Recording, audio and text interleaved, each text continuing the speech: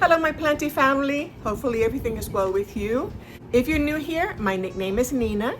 And if you're not new here, thank you for coming back. I really am happy for each one of you. You're all welcome. Today, we are going to be going over the collection of epipremnums, of Scindapsus, and of AMYDRIUMs. They're all in the same family. They're all the same genus. So yeah, we'll learn a little bit more about them. And here's Gucci. They already groomed her, and she's like, her fur feels like velvet. So you could imagine how how she feels. Oh, she's so cutie. Well, today, yeah, we're gonna go over the collections, and let me tell you something. It's not to show you the collections of what I have. It's for me to learn more about my plants. I need to learn how to better treat them, how to, and care for them. These care tips I try to take seriously so they can grow beautiful. I mean, who wouldn't want that, right? So if you can learn from this, I would be super happy, but mainly it's because I want to learn more about these plants. And yeah, we're gonna go into them. But before I go into the collections of these plants, I have something that has been bothering me, and I really would appreciate your feedback. In another channel, I was looking at the planty video, because I like seeing a lot of planty videos. A correction was made in the pronunciation of how this person was saying some words. Some took it very, thought it was very rude to be corrected. I thought it was more like a constructive criticism, but not to be taken negatively. And I was curious, what would you feel insulted if somebody corrected you? I do not get insulted if it is for my benefit of pronouncing things correctly. I speak several languages, and believe me, when somebody corrects me, I appreciate it. I appreciate it because helping me in pronouncing it correctly instead of continuing to pronounce it incorrectly. I am not a perfectionist, but I try to learn constantly how I can better myself. And maybe that's just me. Is that you too? I mean, do you get insulted when somebody corrects you, and not in a mean way, but in a way that we can learn? I'm just curious. I need your feedback. It's just something that has been in my mind, and it's like, hey, I don't mind at all. But some people do. Some people grow up thinking that they're insulted to be corrected. Is that the majority? I don't know. But that is not the topic for this video. So we're gonna go ahead and work on, let you know what I have, how I have been taking care of them, what is the ideal care tips of each one of these, and why I group them together. So let's get going with the video, and if you like it, thumbs up. Share. I would appreciate if it was shared. That way others can learn more about them. All this information I got from Google and some other sources. But I'm just showing what is easier for you. If you're not a reader, and I'm learning too, so I don't mind. So yeah, let's get going with the video and see what each one of these. What we can do to better them and take care of them. With not much ado, let's get going with the video.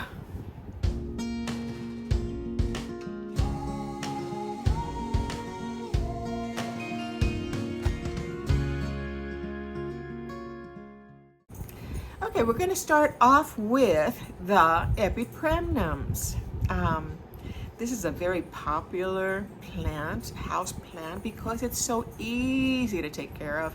Most of them are very easy, and we find them in a lot of big box stores, they're common plants, common household plants, okay? But they can beautify your collection because they are trailing. You can put them up in moss poles. I have several because I do like this genus and this genus is very broad, so that's why this video is going to be covering several of them. So let's get going with the epipremnums. Let me tell you a little bit more. It's an ideal choice for beginners. I recommend it. If you are starting off with a plant collection, then epipremnums are very, very good. Most of the time. The epipremnums are from the family of Arecaceae, and if I am pronouncing it wrong, please correct me. I do not get upset. Please. Okay.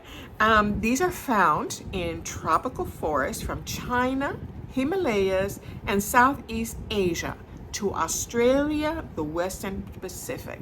Now, I do have some say, oh, we have some from Hawaii or Hawaiian pothos, but those same ones are also found here, and they're endemic. So, yeah, I guess it's just the tropics, but yeah, they can grow very, very big, and I've seen them tall, super, super tall, but very nice, very nice. They are evergreen perennial vines with glossy or satiny heart-shaped leaves. Okay, you can find both satiny and glossy, and they are climbing with the aid of aerial roots. So let me tell you something that I didn't know about the epipremnums is that they're toxic. That was very new to me, and I was shocked because, you know, epipremnums are all over the place. And yeah, I guess it's just be careful with your pets and humans and pets, right?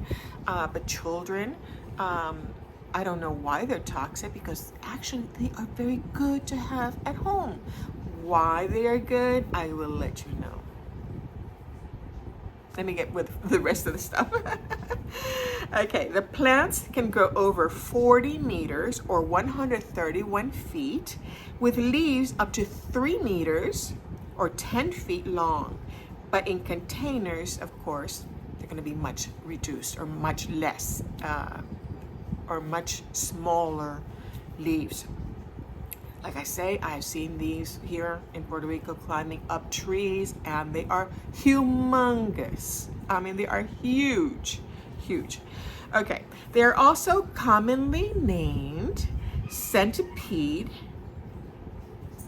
tonga vine, pothos, hunter's rove, or devil's ivy. I mean, that there are a lot of common names for this genus. They're almost impossible to kill and can stay green when kept in the dark, so they don't really need that much illumination. Not saying that they don't need it, but they can live in lower light. But yeah, preferably give them some light, you know, I mean, for them to grow beautiful. These are one of the most popular houseplants in North America. I wonder why.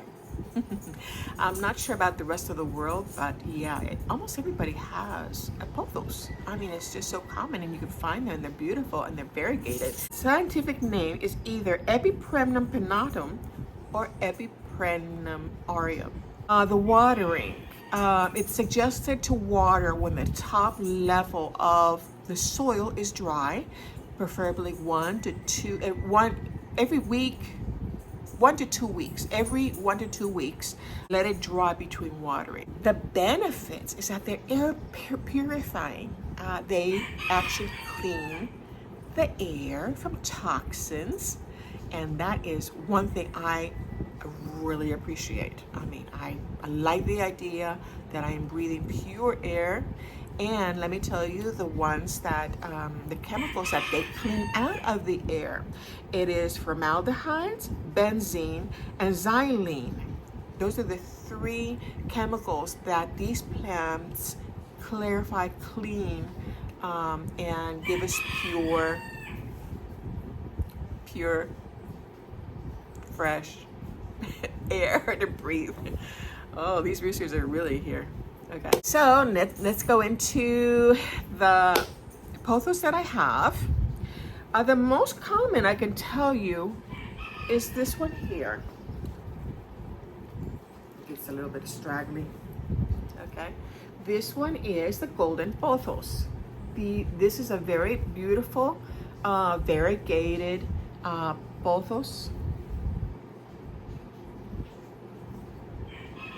Browning tips can happen, but it's just one leaf. Okay, and yeah, it is a beautiful plant. If you really look at it, it's got very beautiful variegation, and the variegation is golden.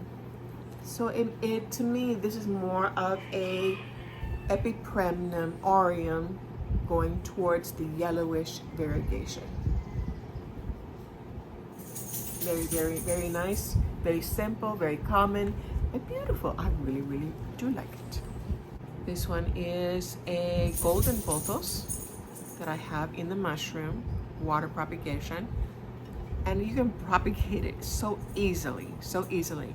Just make sure you have a node and just water propagate it. It's just so easy. You can propagate it in flugelstratum and sphagnum moss, water. I mean, it is so easily propagated. It's not even funny. Okay, so you should have no problem propagating it. Okay, this one is EPIPREMNUM pinnatum. Cebu blue. It has a bluish tint, and the leaves do get larger. This is on a moss pole.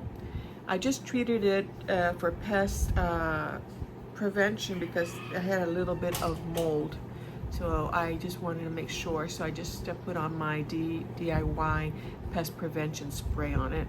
But other than that, it is very, very nice, very beautiful. The leaves are growing and it is a little heavy, so I'm gonna put it down.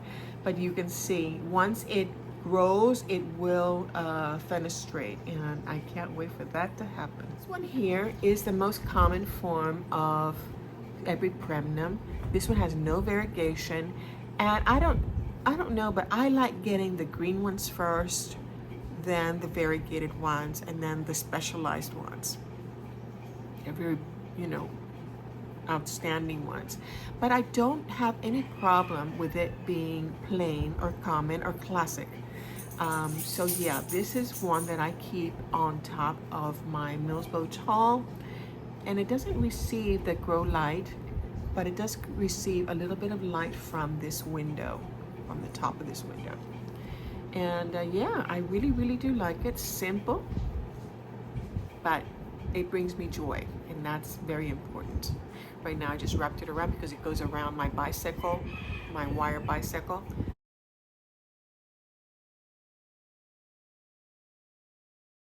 And it is nice, it is simple, but I really like it. Okay, this one here is the mandula. This is a propagation, and I do have this one in pond. And it was in a water propagation, and I just transferred it from water to water, semi-hydro. And I really do like this leaf. It looks like the golden pothos, but it's got a rounder leaf, and sometimes it can have really, really beautiful variegation. So yeah, this one brings me a lot of joy, but let me show you the mother plant.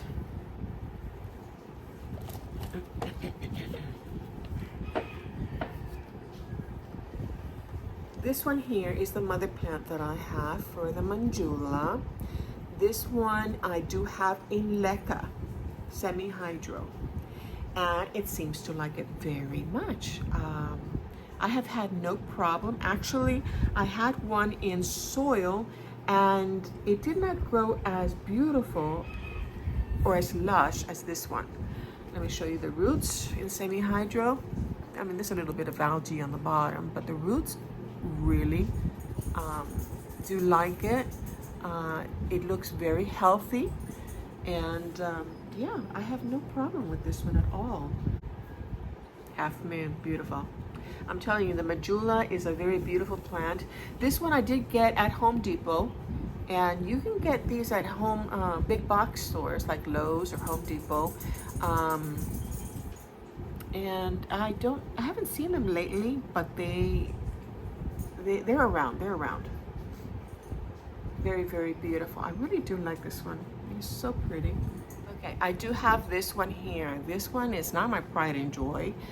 This one is a reverted mandula.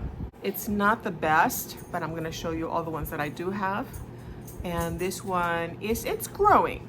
I repotted it recently and it's growing. It's just not my favorite. So I don't know. Well, we'll see. Here is the next one. This one is a EPIPREMNUM and Joy.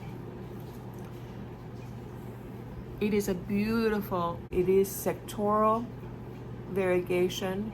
I mean, I really, really do like this plant. It's not as abundant, it's not, but it can be pruned and therefore make a fuller pot. So, yeah. Beautiful, beautiful plant. And I really, really, really do like this one. Very beautiful. Now this one here is the EPIPREMNUM Pearls and Jade. This one looks like the Enjoy, but it is marmalized, being that it has more detail in the leaf and it's not sectoral in the design. Okay. Very beautiful. This one is getting bright indirect light. All of them, most of these are getting bright indirect light because they're in my Fitzjoy cabinet with the southwest facing window. So you can see how beautiful it is. I really do like these. This is so pretty. It's just a variegation. They bring me a lot of joy. And right now I just wrapped it around, so that's why it's irregularly. It's not as abundant in some size. But yeah, it's very, very pretty. Okay, so the last, I have two more that I'm gonna show you that are hanging. Actually, three more. I'm gonna show you those, and I just couldn't bring them down and bring them here. So I'm gonna take you to them. And then I'm gonna show you my pride and joy for the EPIPREMNUMs. Okay, here's the EPIPREMNUM or Neon Potos, which is another one. This is called an EPIPREMNUM Audium, or Neon Potos is another name. Pothos. I love the color of this leaf. It is not receiving a grow light or direct light. But it is receiving indirect sunlight from the southwest facing window. And it's been growing very nicely. Not as bushy, but it's still growing, which is really good. And beside it, I have the Marble Queen.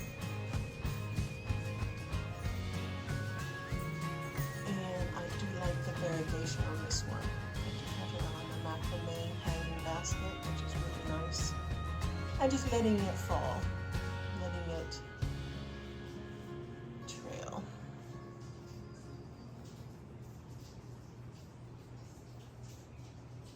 My pride and joy on the EPIPREMNUMs. Oh my goodness, I forgot I have the bottom one, a huge one. I have it downstairs. I'm gonna have to take it down there. But before we go down there, which is another pride and joy, which I really, really do love that plant. It's just that it's been raining so much here that it's a little muddy. But I'll take you down there because this is part of the video. I'm gonna have to sacrifice myself to go down there. Well, this little miniature one gives you an idea of what I am going to show you as my pride and joy here in upstairs. This one I got at the plant swap, but you can also, I've seen it in the big box stores. This was the EPIPREMNUM pinnatum albo, and it has more white sectorial variegation, and that's why it's not an aureum, it's a pinnatum. It's more of a white. But let me show you, let me go over there and show you the plant. Let me show you the mother plant. Actually, this one I got at the plant swap, but I do have the big one that I bought at Lixian Orchids, where we support our local nurseries also. Very, very important. So yeah, let's go over there. I'll show you what that one looks like. Okay, this is, I really like this one. This one's the EPIPREMNUM pinnatum alba variegata. I do have it wrapped around the moss pole because it's just so long and it grows so fast, and I just don't want extensions. So yeah, you can see how beautiful this is. And I do have my collection of little Maltese.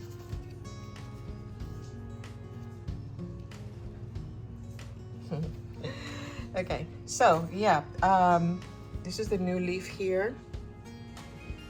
You can see. And it has, the more variegation, the more the light, the more variegation, remember that. So it comes out yellowish and then it turns into a whitish variegation.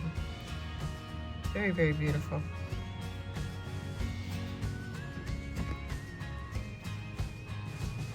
Very, very nice. And like you can see, I wrap it around. Okay, here is the EPIPREMNUM pinnatum. I thought it was something else, but it wasn't. And somebody corrected me, and I appreciate it. But this is a EPIPREMNUM. I thought it was a dragon tail or something like that, but no. And this one is a mature plant. It was a rescue plant, and I just watered it right now, so yeah, that's why it gets wet. But here is a brand new leaf, and this is one of my beauties. I just love the way it looks. And this one is very, very soft still. It hasn't hardened off yet. But I love this plant, and it's down here receiving high illumination and receiving. I don't have it underneath, so I have to water it myself. Underneath, it's not receiving any rainwater, just regular tap water. And as you can see, it is a big specimen. And if I take it out of the pot, of course, it is going to grow a lot bigger. So I have it controlled. It is in a moss pole, and it's grabbed on very well. So yeah, but I love this plant. Very, very beautiful, beautiful. And when you see a lot of these plants together, it just gives the jungle vibe. It is just so beautiful. Very, very pretty. In between, before we go into the Scindapsus, and by the way, I did check the pronunciation about this plant, because everybody was saying Scindapsus. I started saying Scindapsus, and I said, you know what? Let me look up the pronunciation. So I looked it up, and the C is silent. So Scindapsus. Okay, I learned something new. Would like to tell you a little bit more about the AMYDRIUM. I only have one, and let me bring that one up so then I can talk a little bit more about it. Okay, this baby. This is the AMYDRIUM. Okay, it is also under the same genus family, Aricea. It's a captivating foliage and a unique growth habit. Okay, I do have it on a moss pole. I made this moss pole, and it's gonna outgrow it pretty soon. So yeah, gonna have to add an extension or change and better this moss pole. Let me tell you a little bit more about the AMYDRIUM. The AMYDRIUM originated from Southeast Asia, New Guinea, and South China. It is a very beautiful beautiful plant. I really do like this baby. Now, let me tell you a little bit more about it. It thrives in bright indirect light. I do have it receiving light from this door, and it's not direct sunlight. It's indirect, but it's bright. And it is a northeast facing window or facing door. It likes well draining soil. I have it in aeroid mix, which is aerated with rich organic matter. Okay. I have not tried it in pond. Most of the time a lot of my plants are in pond, but this one, before I got it, not before I got it, but when I got it in Byron Pike Nursery, I said, look, I don't have no idea the care tips on this plant. So I looked it up, and like what I'm doing here is I am also learning, but I'm letting you know how it got to this point, what it needs to get to this point or better. So the temperatures, they thrive in 18 to 27 degrees Celsius. And I'll leave it there so you have it in Fahrenheit also. Try to protect it from cold drafts. It does not like cold or sudden temperature fluctuations. This is a very constant. It likes humidity, it likes heat. Okay, keep soil consistently moist but not waterlogged. So try touching the top inches of the soil to make sure if you have the right amount of water. The fertilizer, try to dilute into a balanced liquid fertilizer during the growing season, which would be spring and early summer. And apply every 4 to 6 weeks. What I do with this plant, since here in Puerto Rico, let me put this. Okay, it's kind of heavy. So what I do with this plant, all my plants right now are being fertilized with GT Foliage Focus, and sometimes I put in the mica water. Sometimes I put Super Thrive, generally when I am, propagating. But when I don't have anything else, it's just plain 20-20-20 fertilizer. But this plant seems to like the foliage focus, and it's thriving. It's got fenestrations. It's got one hole. Let me see. Let me show you. Put this down without falling. Okay. Got one hole right there. So that means it is maturing. This is a brand new leaf. It's not a thick leaf plant. It's a thin one, so it has to be more gentle, I guess. It does not like to be root bound. So this plant is recommended to change or to be repotted every 1 to 2 years, no more, and provide it with fresh soil. And yeah, so it's growing very nicely. I really do like this plant. Super, super nice. Isn't it beautiful? The color is like a bluish. Very, very beautiful. Bluish silvery.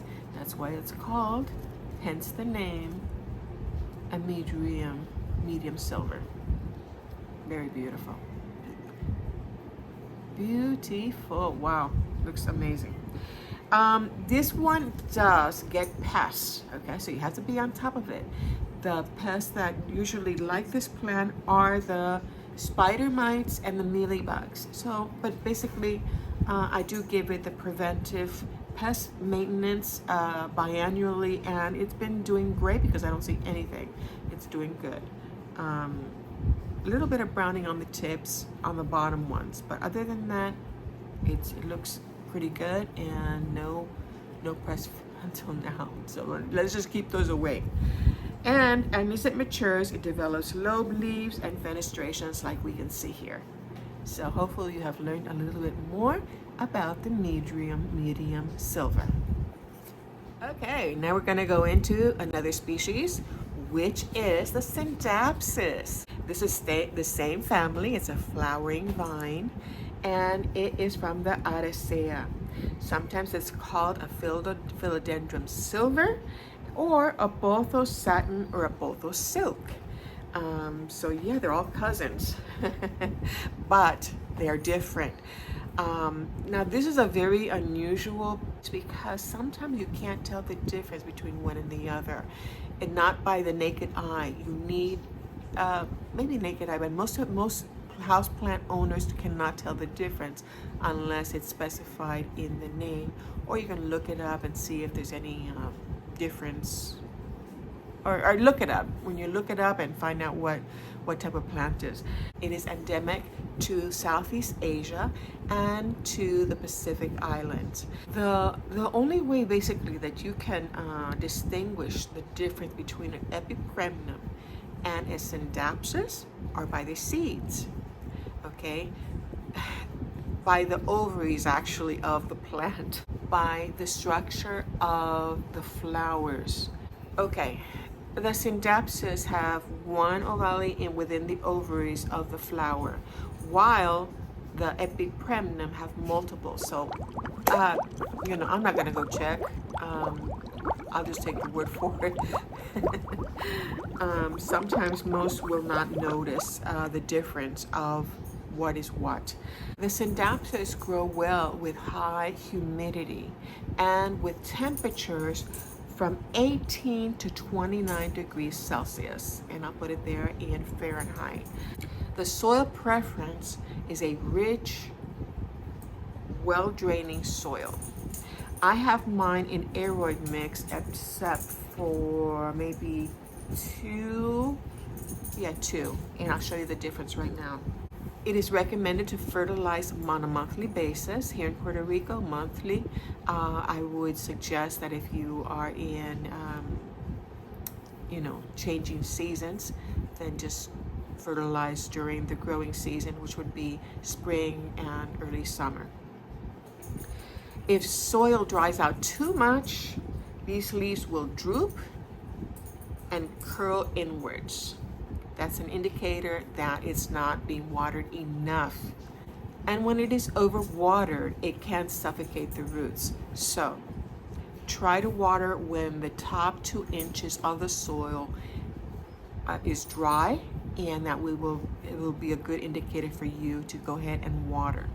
To encourage new leaf growth, it's encouraged to prune during spring and summer and right above the node, okay? You have the leaf coming out, and right above that, the node, then you prune it and it will give you a fuller plant. So let's go into the plants that I have. Let me show you the one that is in a hanging basket. I am not gonna take it down and show you that one before I go into the other ones. Okay, here is the Scindapsus Pictus argyrius. It could be a difficult plant, but basically I have it in not low, but I'd say medium light. It's got the smaller leaf, and it's doing well. I just try to wrap it around so it won't be so straggly. It's a simple one compared to the Exotica and the other ones that I have. It's just smaller leaves, and it needs some pruning to promote some extra growth too. Okay, here is the same plant. This one is the Scindapsus Pictus argyrius, and it is in water. It's a water propagation, and it loves it. I mean, this one is even better and fuller than the one planted in aeroid mix. So you can see the difference of what it prefers. This one is getting more illumination than the other one. The other one is getting moderate medium to moderate illumination from the window, but this one is closer to the window and it is in the Vitz joist stand, so it is getting more illumination. It's not as green, a dark green. You can see it's more of a lighter, and I don't want it to get bleached because this plant doesn't really like too much illumination, I think. But it is a beautiful smaller leaf Scindapsus. Okay, and I wrapped it around this vase. See, this one is darker because it's not receiving more light on this side. This is the back side. And then we go to the front and it is getting more light, more illumination. Okay, then we have, this is the only water propagation that I have on the Scindapsus. This one here is the Exotica that I have. It could be a different one, but it didn't really specify which Scindapsus it was. But as you can see, there's a lot of splash here. This one I have in Leca. This is a semi-hydro in Leca. I don't know if you can see the roots right there. You can see them here, right there. And Exotica is a bigger leaf Scindapsus, or larger than the Argyrius. But I'm going to show you one that I do have that are bigger leaf than this one. So yes, you can have it in semi-hydro and growing nicely too. And I don't have any in pond, actually. I just have it in Leca and water propagation. And then the other ones that I'm going to show you are in aeroid mix. So let's see the difference. Okay. This one is the one that I bought at Home Depot, and it is the Scindapsus Trubia Moonlight. Now this one to me, okay, this face is facing me and this one is facing the light. So let me take this little tag off. This one here, it's kind of a delicate Scindapsus. It was dying off on me, and I moved it to the bright indirect light. I believe I had this one outside getting morning sunlight, direct sunlight, and it didn't like it. It said, get me out of here. So I took it, I brought it inside, and it has been growing nicely since then. Okay, let me tell you a little bit about the pronunciation of this plant, and it made me wonder, and I looked it up, and it's not Trubii, it's Trubii.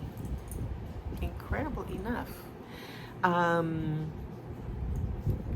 The two I's at the end sound like an E instead of an I, a long I. So I'm learning constantly. You don't say Hawaii. You don't say Hawaii, you say Hawaii.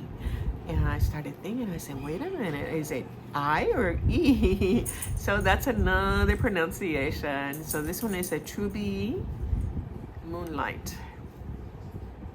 There you go, learning something new every day. Okay, and the last one that I have, which is one that I really love,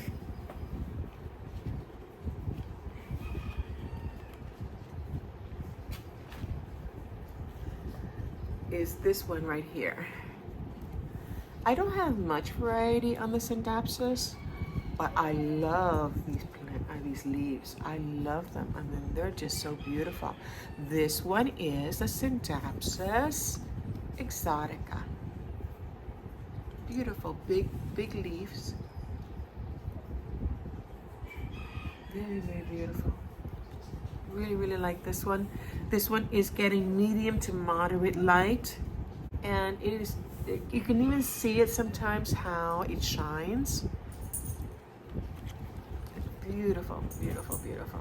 On my Instagram page, I took a photo. Let me see if I can put the photo of when it starts shining. Yeah. Beautiful plant. So yeah, the Scindapsus, these are all in the same family, and they can be called different things, common names. But yeah, here are the differences. I've shown you the differences within this the family, and they're all cousins. So yeah, hopefully you have learned something new. Hopefully you enjoyed this video. I did it with much love for each one of you. I have learned with this series on my collections and their care tips. I have learned a lot and how I can better the plants. And if it has helped you in any way, then I am super, super happy.